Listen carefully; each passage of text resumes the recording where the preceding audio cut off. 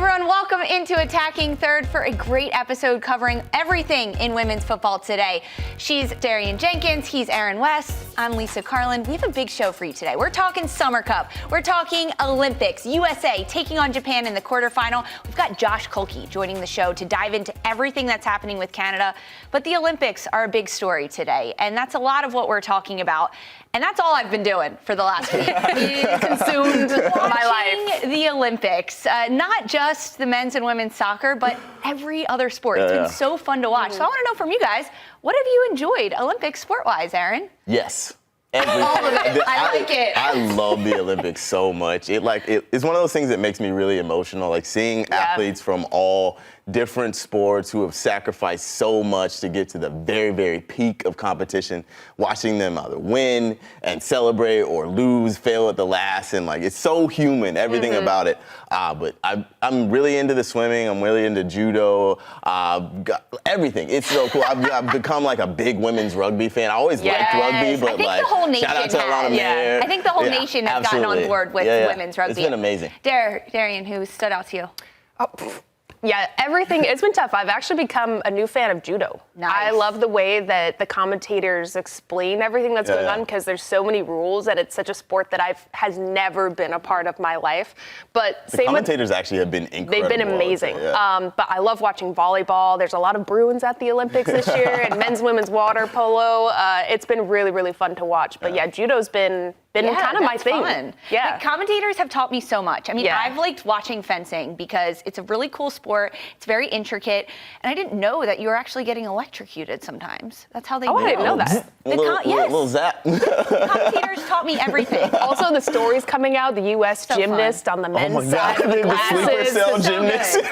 Wakes up from his sleep. I love that dude so much. God, the stories are good. The Turkish shooter, oh my God. There's so many incredible stories. It is so good to watch. Well, the best story, I think we're all going to agree, is that the U.S. topped their group and they have advanced. They're moving on to the quarterfinals to take on Japan.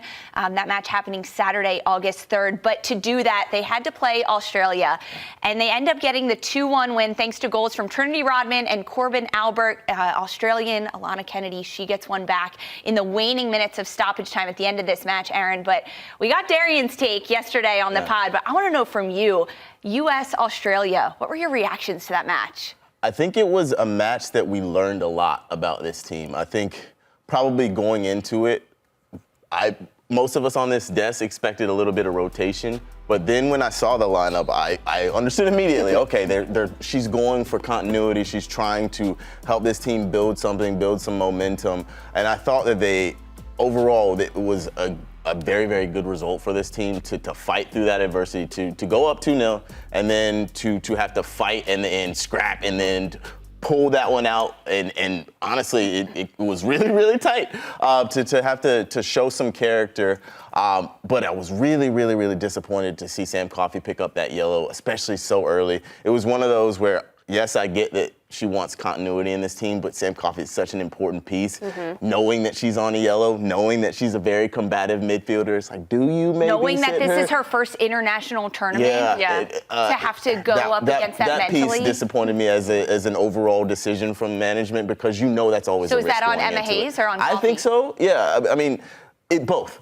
Because as Sam Coffey, you're on a yellow. Especially if you're going to pick the yellow up, maybe make it midway through the first half, not the first 3 minutes. That obviously was disappointing, but overall, I think we learned a lot about this team, and it's going to this upcoming match against Japan is going to be a massive. It is absolutely going to be crazy. Don't worry, we are previewing the entirety of USA versus Japan later on in this show, but we have to talk Australia first because through 3 group stage matches, the Matildas lost 2 of them. They conceded 10 goals, and they lost control of their destiny, getting out of the group. They were holding on for perhaps a 3rd-place exit to advance to the knockout rounds. That didn't happen, and now the latest out of Australia is that their head coach, Tony Gustafsson, and the Matildas have parted ways at the end of his contract, which comes at the end of this year right now. So it came down to the 2-1 loss against the United States, and then Australia having the earliest Olympic exit since 2012,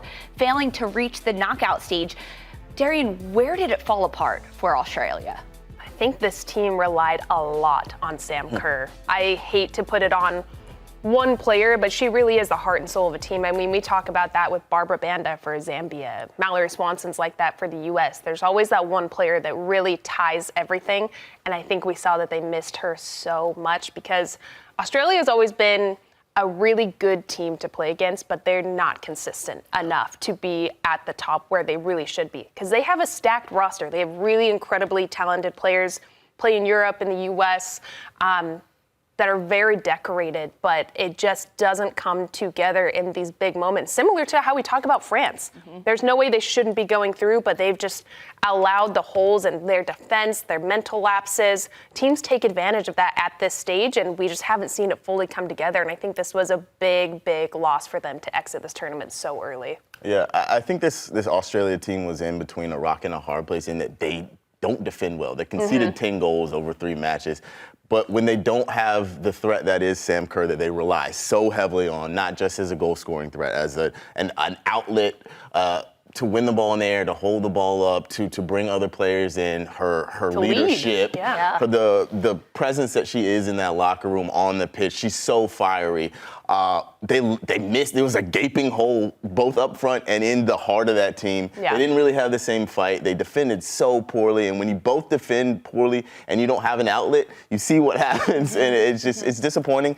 Tony Gustafsson had he lost his best player, but he didn't adjust to it, and that's probably why he's out of a job. I also think something Australia did, I said it on the pod the other day, they came in respecting the U.S. a little bit too much. They have a good team where the last 10 minutes, they attacked, they had the U.S. backpedaling towards their own 18 and got some really good opportunities.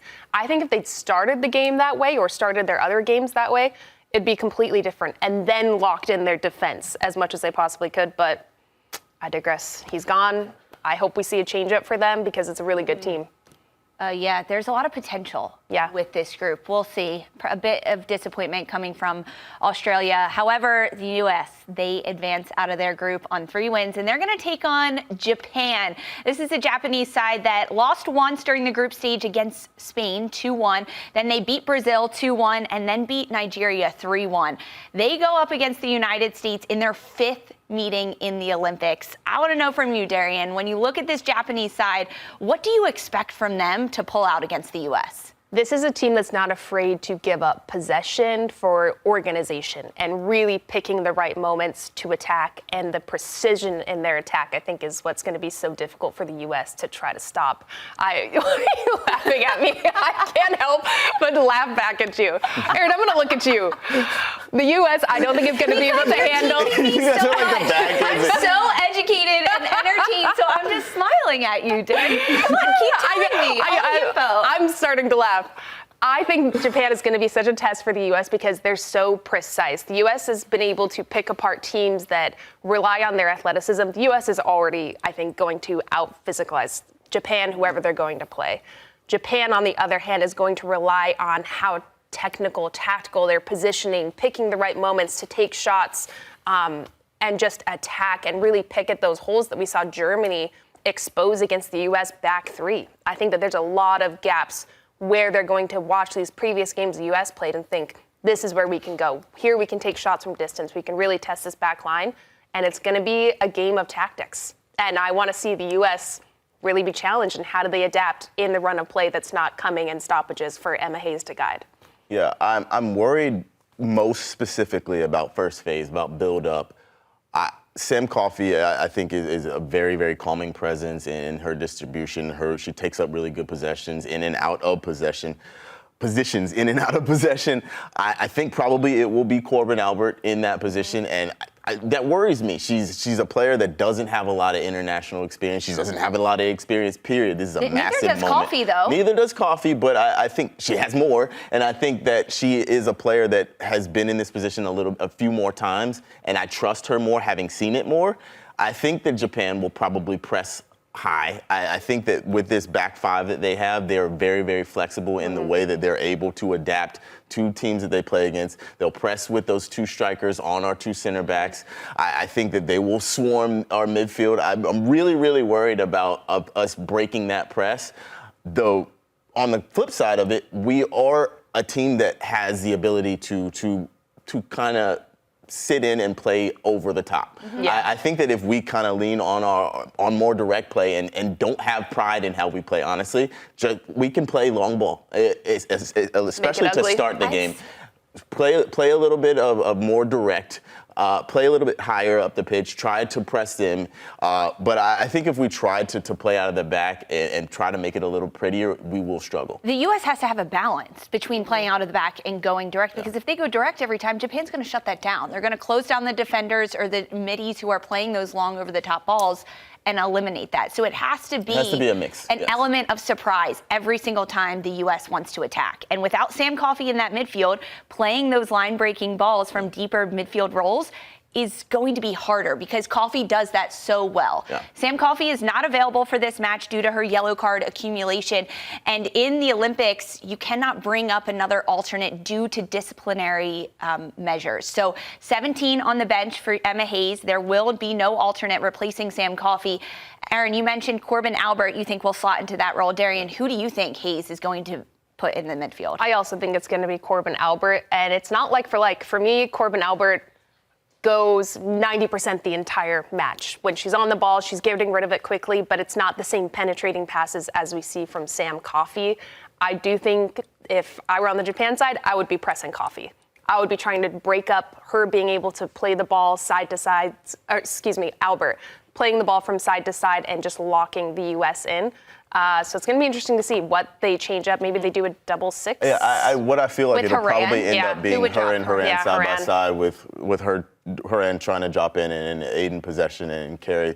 But it's going to be really interesting. I feel Haran, that's not her best position. It's not. That is why Sam Coffey, I think, has made that position her. She is a true out-and-out six. She thrives in those positions. Corbin Albert is an 8. She wants to be box to box.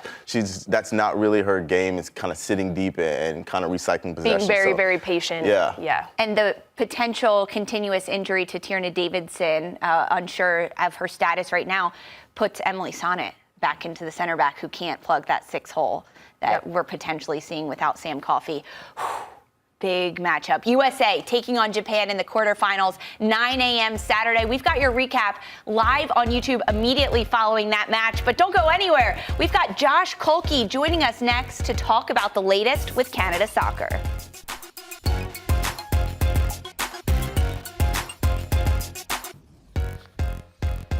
Welcome back to Attacking Third. Despite everything going against this Canadian women's national team, they have advanced to the quarterfinal, a 6-point deduction, 3 wins in the group stage, and they finished second in their group to secure a spot moving forward throughout this Olympics.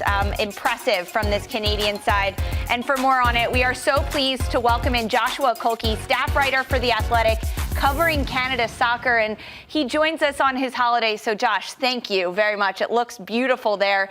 But can you tell us the latest development with Canada Soccer? Because a lot has changed in the last 24 hours. Yeah, I mean, first things first, the latest development, the most important one is this Canadian women's national team is moving on, right? Against all the odds. There were so many people who wondered out loud, frankly, myself included, who wondered out loud if their tournament was going to be finished because of a very harsh 6-point deduction. And very quickly, this team has captured the minds and hearts of the country because of how hard they've fought, because of how many people thought they were down and out. This is the team that had every reason, to kind of mail it in, and they did the exact opposite. And you're seeing so many Canadians get behind this team because they're really seeing that this team is not one of cheaters. They were done wrong by their coach, and I think it kind of ends there with this team. And so full credit has to be given for this team, for their heart, for their effort, and everything they've done in some really difficult circumstances. Off the field, the latest is that Canada Soccer has begun their external review in full. Right. This is something that I know Canada Soccer is very focused on getting done and getting done quickly, because they want to make sure that I think the players' names are cleared, and they want to make sure that this is not, even though this is something that, Kevin Blue, Canada Soccer CEO, called systemic ethical failures.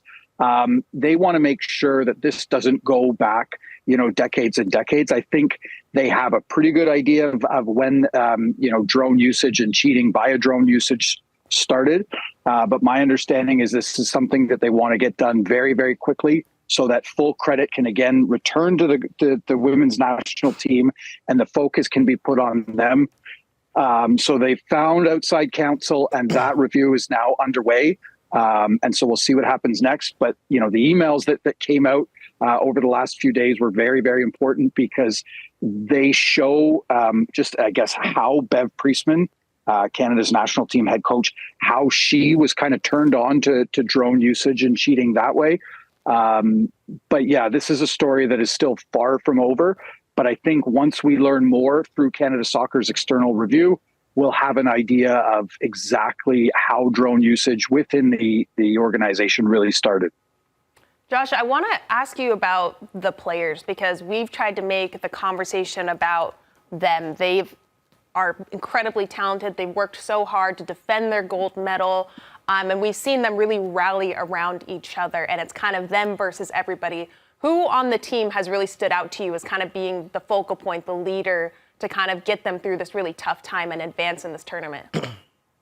Yeah, I guess the only thing I would say there is that I don't frankly think it's fair to single out one or two players. Obviously, Vanessa Gillies scores those two really, really crucial goals, but you don't get as far as this Canadian team has if everybody isn't pulling their weight, right? And I think what we're seeing, especially from some of the leaders, some of the veteran leaders who have been in this for a very long time, you're seeing some of that resilience that they've learned. But I know it's cliche, but I think it's worth saying this is a full team effort, right? As a team, you're only as good as kind of your weakest link. So to see every single player provide that resilience, provide that perseverance, and literally provide that mental fortitude that most teams wouldn't have. Again, I think the entire team deserves credit. I think some of the people kind of behind the scenes who are rallying behind the team, I know, again, I've mentioned it before, but I know Kevin Blue, new CEO, and, I know for a fact a lot of people wondered why Kevin Blue would take on the job of Canada Soccer CEO when it's an organization that never seems far from scandal. But he's made himself available to players, and he's really worked to make sure that players are mentally as good a state as possible. So I think he deserves some credit here, but full credit has to go to the entire team because, again, you don't get to where they are on just the back of one or two players. Everybody is pulling their weight here, and this is something that I think every single player deserves credit for. Now, Joshua, we're rightfully talking about the Herculean effort of these players to overturn that 6-point deficit. But can you give us a few more details as to why the full 6-point deficit or punishment was upheld? Yeah, I think this was a remarkably harsh punishment. I really do. And that's obviously my personal opinion. But I think when you consider the fact that, the players, they say they were not aware, they were not shown, drone footage. The fact that it was upheld as well as I think, the Olympics, FIFA, CAS, they all need to keep a very, very hard line when it comes to cheating. Now, I guess my only question to that is why wasn't Bev Priestman handed an even harsher sentence? And then why, weren't the players kind of, given, I guess, a lesser sentence? But no, to me, this is just something about drawing a hard line. And again, there's been a lot of whispers about, well, other teams do it. And, this is kind of done throughout the football world. That's a conversation for another day. But I think if you're FIFA, the Olympics, CAS, you want to make sure that something like this doesn't continue. And so by upholding, right, the 6-point deduction, that I would imagine is done to kind of scare off other teams from doing this in the future. Josh, this is now a very interesting position that Canada is in because they have advanced and they are moving on. They're playing in the quarterfinals against Germany as the reigning gold medalist. So in two parts here, potentially their former gold medal is on the line, but if they advance throughout these knockout rounds and end up on a podium again, how much are these medals at risk? I mean, I think that the deduction, that was handed down. I think that was done because I think everybody assumed that if Canada dropped any points, they wouldn't make it out of the group stage. So look, they served their punishment, and there will undoubtedly be people afterwards that say, well, yes, they won, but look, they were given a punishment. They were given a punishment that I think was very, very harsh. So I don't think, if they do medal in this tournament, which frankly, right now, you'd be silly to bet against this team, to their past medal in 2021 Olympics, I don't think that's in doubt either, because this is the punishment that they were given, and they've served their punishment and they came out the other end. So I don't think it's in doubt or it's at risk right now, and nor should it be. Well, Josh, you predicted it right there. We talk about our brackets and who we see going forward later in the show, so you're going to want to stick around and hear that. But thank you so much for your insight, as always. Wonderful stuff. Thanks. Take care. Canada takes on Germany 1 p.m. on Saturday to see if their fate continues to ride with them. Meanwhile, the U.S. takes on Japan Saturday at 9 a.m. And Sandra Herrera is joining us next to talk about the storied history between Japan and USA.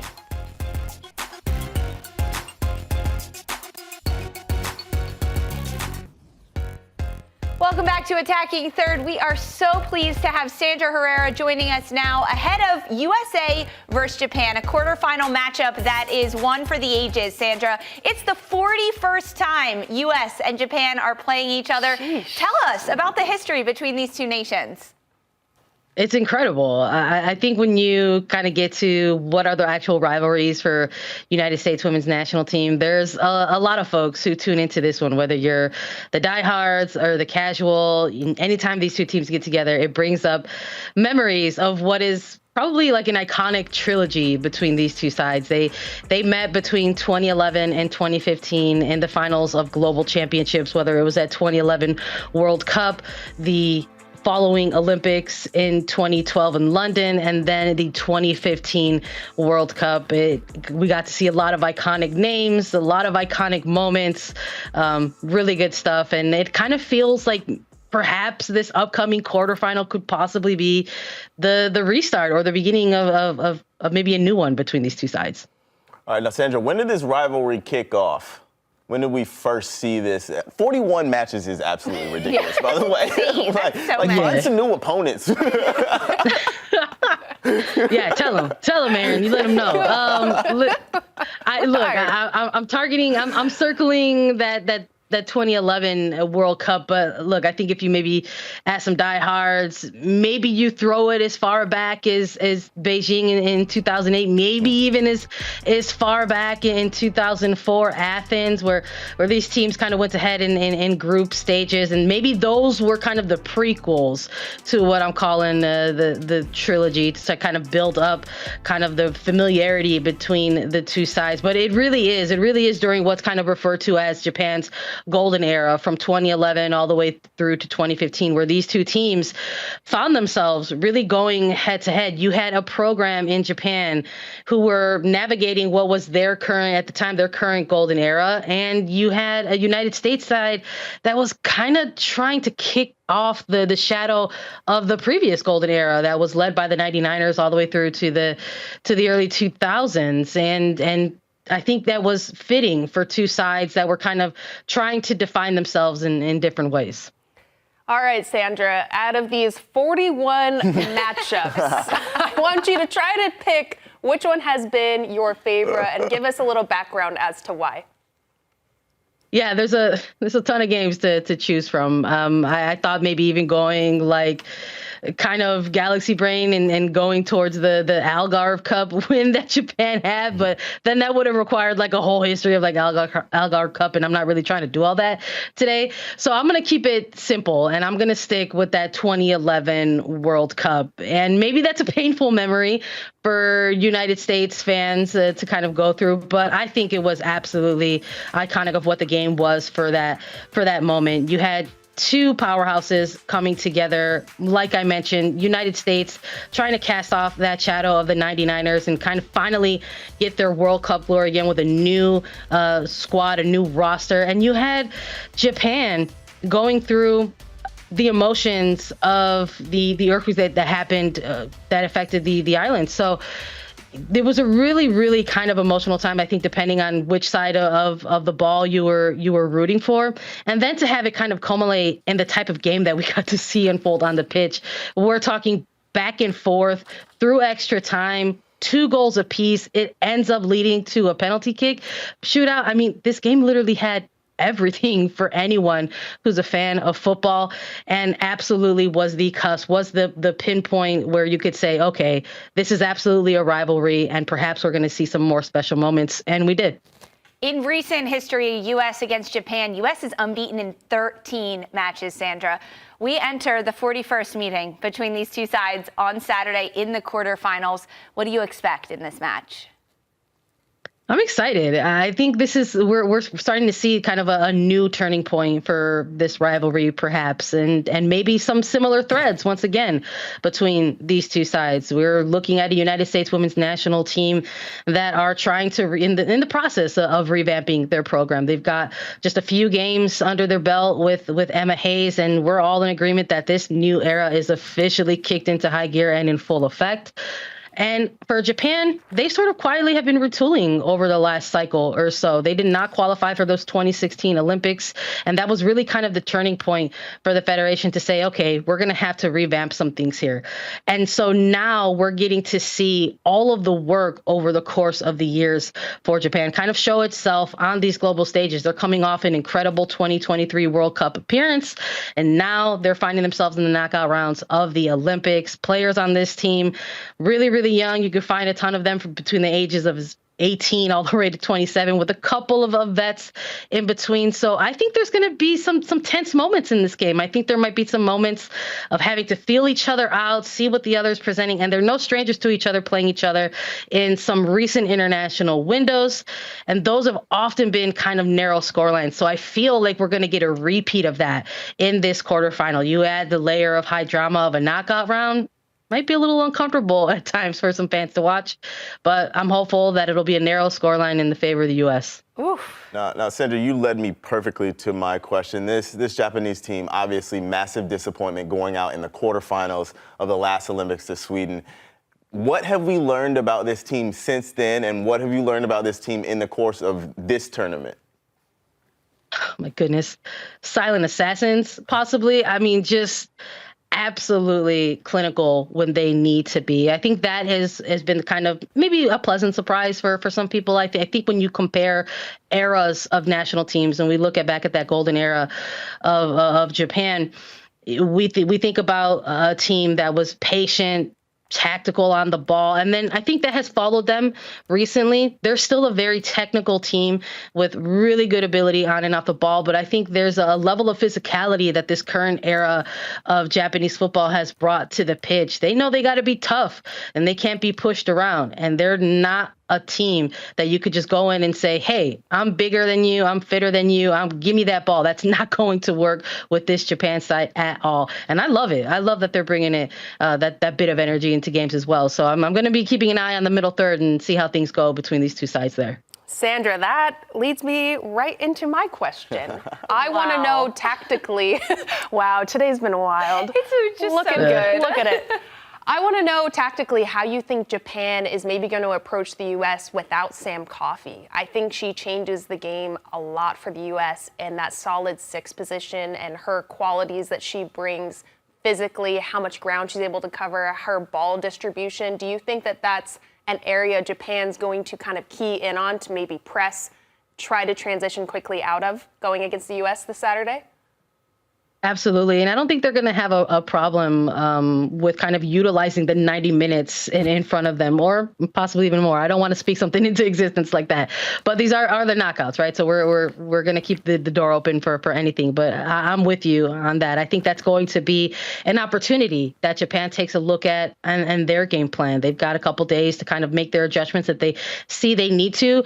But the U.S. are going to have to make their adjustments in the middle third as well. And Sam Coffey's going to be a huge loss in that midfield for them. And so maybe that's just the main opportunity for Japan to maintain a little bit more of their patience. They're going to maybe play into triggers if they find that the U.S. is kind of allowing them to do so. So I'm not going to lie. I've got a little bit of nerves going into this one.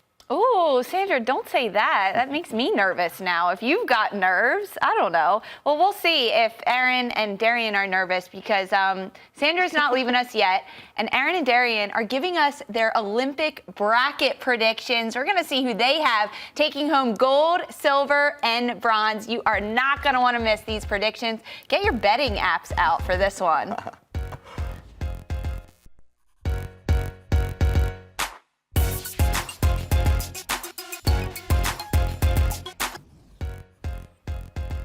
Welcome back to Attacking Third. Well, the bracket is set for the knockout rounds of the 2024 Paris Olympics. Group winners France taking on third place Brazil. Group winners Spain taking on third place Colombia. Group winners United States taking on second place Japan, and second place Canada taking on Germany. All of those matches set for August 3rd, all in one day and not even at the same time. So we get to just sit and relax and watch the entire day unfold. But before that bracket was fully formed, match day 3 of the group stage had a lot of chaos, specifically in Group A. It was absolutely not for the faint of heart because throughout match day 3 yesterday, the standings changed a few times and ultimately they were up in the air until the final whistle. So heading into the match day, Colombia sat atop the group with 3 points thanks to better goal difference. France in second, while Canada and New Zealand rounded out the group with 0 points.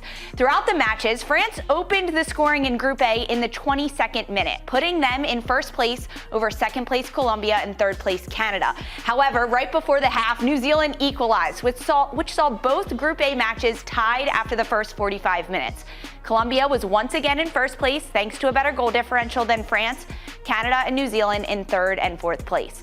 After the final whistles blew, however, France topped the groups, thanks to Marie-Antoinette Katoto's 49th minute game winner and Canada's Vanessa Gilles' second goal of the tournament, sending her side through to the knockout rounds in second place. While Colombia, remember, who started the night in first, go through as a best place third team, and New Zealand round out the group in last place. Aaron, it was absolute chaos throughout the match day. Amid all this chaos of match day 3 and Group A, which team impressed you? Honestly, for me, it was watching Colombia kind of battle Canada through their entire ordeal of going through the drone scandal, the fact that they are somehow still through having had a 6-point deduction. But honestly, there was so much drama through the whole thing. I was just sitting there. First of all, kudos to you for making that read. I don't know how you did that. Yeah, did catch your breath. Catch your breath. Shout out to Audrey for breaking it all down for me, our researcher. But yeah, the drama through this whole tournament has been incredible. But I probably Canada, honestly, has impressed me the most. They've been through a lot. The points for Canada, Darian, were absolutely crazy because despite winning all 3 of their group stage matches, match day 3, they had 0 points because their first 2 wins canceled out on the point deduction. But the players still got the job done for Canada. Yeah, shout out to the players. I saw my friend Sabrina D'Angelo's Instagram post. It was what's -6 plus whatever to get through. Yeah, the math is hard, but no, the players absolutely deserve this. We talked about it on the pod the other day. I feel that if they were able to corral and use this as it's us versus everybody, they could get through. This isn't a bad side. They have the talent to be there. That's never been the question. It just sucks that the conversation around their success has been around DroneGate, sadly. But no, shout out to them. They've really overcome a lot. Well, after the end of the day, it was France in first, Canada in second, and Colombia in 3. So those are the 3 teams that have advanced and made their way onto the bracket. Now, we get to do a little bracket prediction and determine who is going to make it all the way, winning gold, silver, and bronze at the end of the day. Aaron, we're starting with you. Give us your bracket prediction. Okay, so first of all, I have to let it be known I am traditionally awful at brackets, so take that. Good warning. Well, we will start with France and Brazil. I believe France is going to go through. I haven't been impressed with France at all this tournament. I also haven't been impressed with Brazil. They're going to be missing Marta, their spiritual leader. I'm picking France to go through. Spain, it's Spain. As plucky as Colombia have been, as much heart and the talent that they have, Spain, I think, are going through. Here's my first probably disagreement I may have with you guys. I think that Japan will beat the United States. I think that, especially without Sam Coffey, I think that the U.S., I think Japan will press him high. I think they will struggle to beat that press. I think that Japan are a team that really, really are super dangerous. I think they'll beat the U.S. Canada, Germany, This one, it took me a while to really, really pick it. I went with Germany. I think their overall quality will push them past the heart that this Canada team has. So we move on to the semis. France and Spain, I think it's pretty straightforward. I think Spain are just the best team in this tournament. I think they beat France. Japan and Germany was a really, really tough one for me. I think this Japanese side, they have something special. I think that they will beat Germany. And in the final, I have Spain versus Japan. I think this is going to be an incredible final. I do have Spain winning the final. In the third place match, I have Germany beating France. So Germany are your third place team. Spain are your winners. Wow. So France makes it to the bronze medal match in your bracket, but they don't medal as the host nation. No. Ooh, some good hot takes here. We'll see. We'll circle back come Saturday evening and see how I hope I'm wrong. Honestly, especially right there, I hope I'm wrong. I hope my whole bracket is just busted from the start. That's what I'm banking on. I would love a Spain-Japan final. I would too. I would absolutely love that. Darian, you're saying you would like that, which means you probably don't have it. Take us through yours. You're right. I really don't. Yeah, so I had the first games similar with Aaron. I think France is going to go through. Yes, I think Brazil is missing Marta, just the force that she is. It was so hard for them to overcome in that Spain game. I do think France is going to get through Spain. Obviously, love Colombia. I think they've done amazing. I still think there's just more to do to take down a big dog like Spain. On the other side, I have the U.S. beating Japan. Not mad. I think it's going to be a very, very close game. I don't think the U.S. is going to dominate in ways that we've seen them do in other matches. So I think U.S. is going to go through. I do think Canada is going to topple Germany. I think that they kind of have been playing similarly. I think both of these teams, it's not pretty soccer by any means. It's going to be kind of a brawl throughout most of the match. I do think Canada's going to get through. Here, Spain's going to win. France hasn't really impressed me.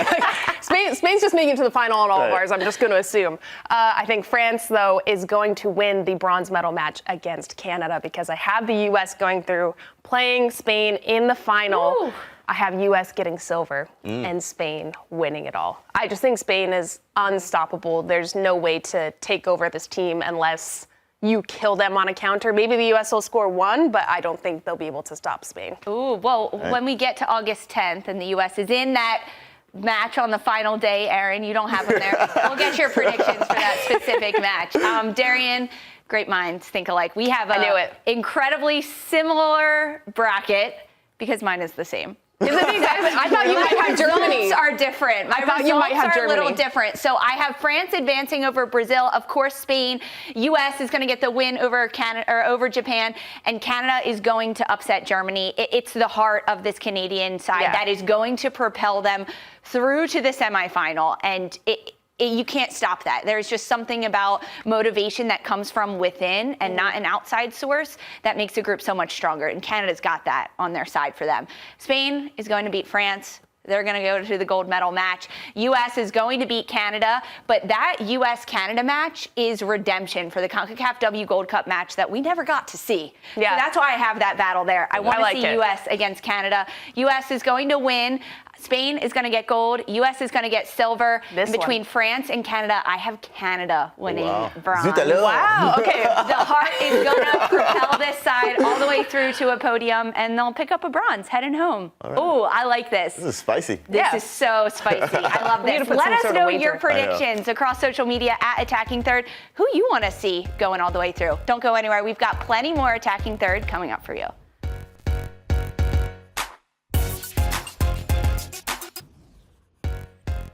Welcome back to Attacking Third. We are in the midst of the Summer Cup, the inaugural tournament between NWSL and Liga MX Femenil sides. Sandra Herrera is back with us because we're playing a little bit of Make Your Case. So Sandra will be our judge.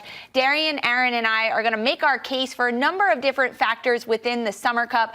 The first one is about who is going to win their group but not advance, because 5 groups in this Summer Cup and only the top 4 teams advance to the semifinals.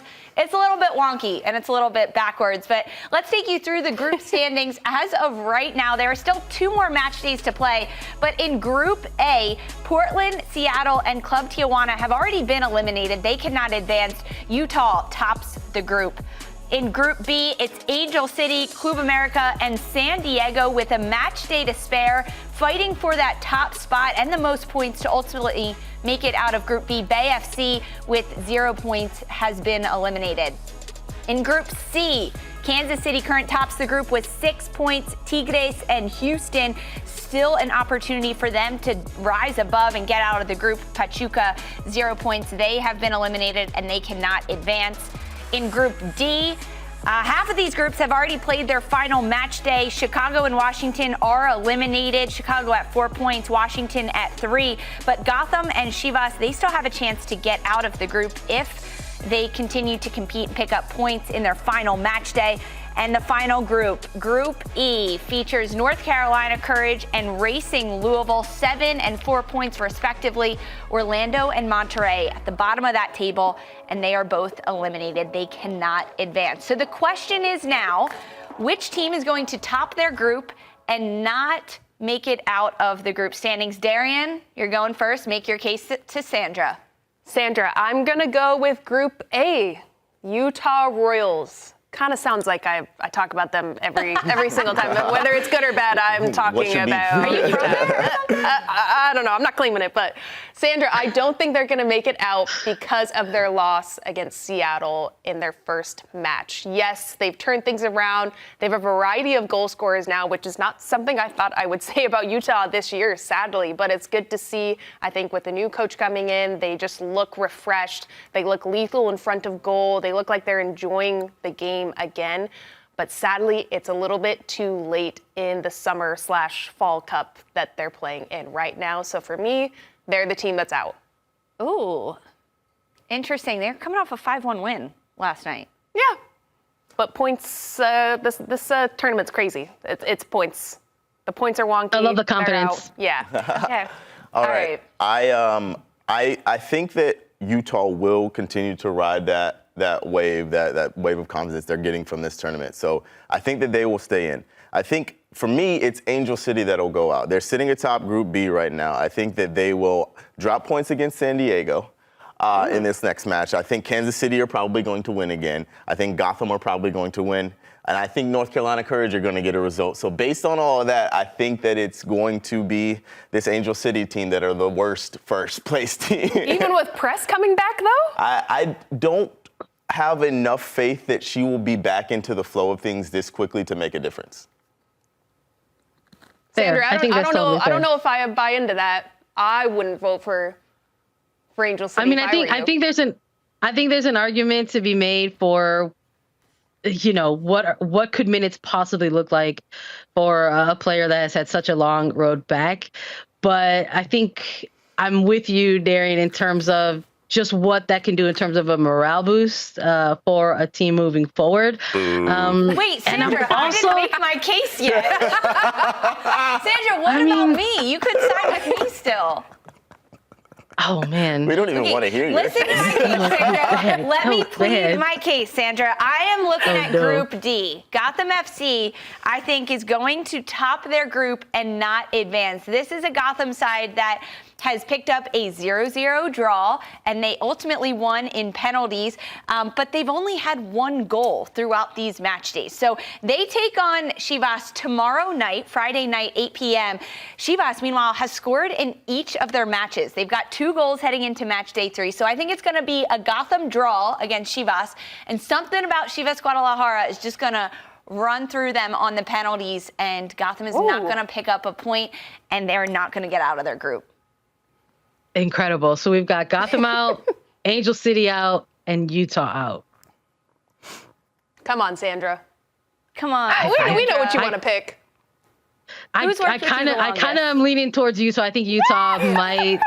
I think they might meet their end, and it has probably nothing to do. It really probably has nothing to do with their form.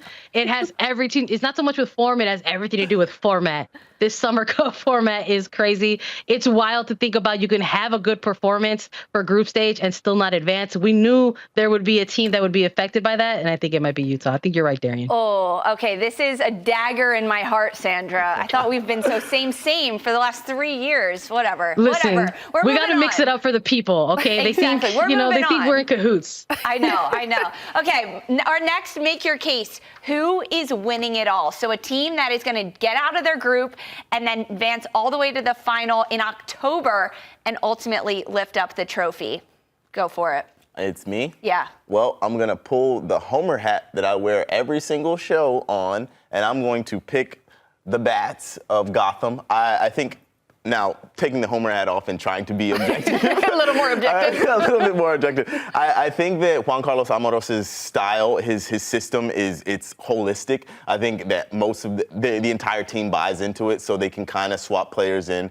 Obviously, goal scoring has been an issue, but I think that they'll get back on track against Chivas. They'll score a couple goals, and I think that this team overall has so much quality that I'm putting my money on them for the win. All right, Sandra, I'm going to hop in. Kansas City. KC, baby. I mean, need I say more, guys? Need I say more?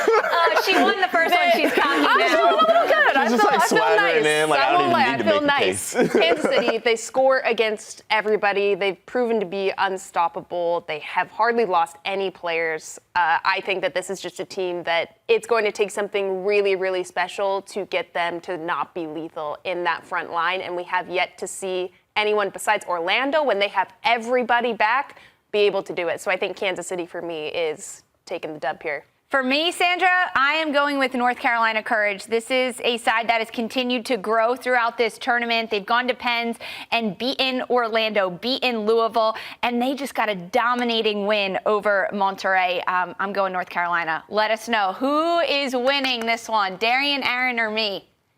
All right, Lisa, I got your back on this one. I'm going with you with North Carolina Courage. I think they were not given the opportunity to defend their Challenge Cup, and they're going to get this Summer Cup. Yes, I love it, Sandra. Team soccer at North Carolina Courage to the top. I like it. Sandra, thank you so much for joining us. We always appreciate you. Thanks for having me, y'all. Everyone, this has been such a fun show. We've got Olympics quarterfinals coming up on Saturday. USA versus Japan, that match at 9 a.m. And immediately following it, we'll be live on youtube.com/attackingthird to recap every single bit of that match with analysis and everything else. We'll see you then. Have a great weekend. And don't forget, I won.